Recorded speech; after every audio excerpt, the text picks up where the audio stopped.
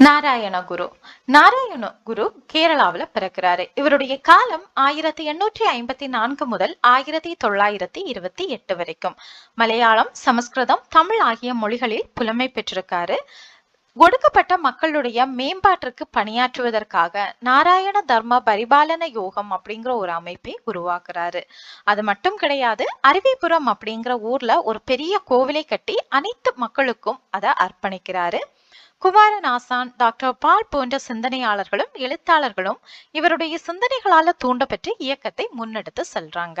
ஐயன்காளி 1863 வருடம் திருவனந்தபுரத்தில் உள்ள வெங்கனூரில் பிறக்கிறாரு. இவர் பிறக்கும் போது அந்த பகுதி திருவிதாங்கூர் அரசருடைய ஆட்சி பகுதியாக இருக்குது. 1907 சாது ஜன பரிபாலன சங்கம் அப்படிங்கிற ஒரு அமைப்பை நிறுவுறாரு. சாது ஜன பரிபாலன சங்கம் அப்படின்னா ஏழை மக்கள் பாதுகாப்பு சங்கம் அப்படிங்கிறது பொருள். ஓகே ஃப்ரெண்ட்ஸ், இந்த வீடியோ உங்களுக்கு பிடிச்சிருக்கும் நம்புறேன். இதே மாதிரி யூஸ்ஃபுல்லான வீடியோக்கு சேனலை சப்ஸ்கிரைப் பண்ணுங்க, வீடியோவை லைக் பண்ணுங்க. தேங்க்யூ.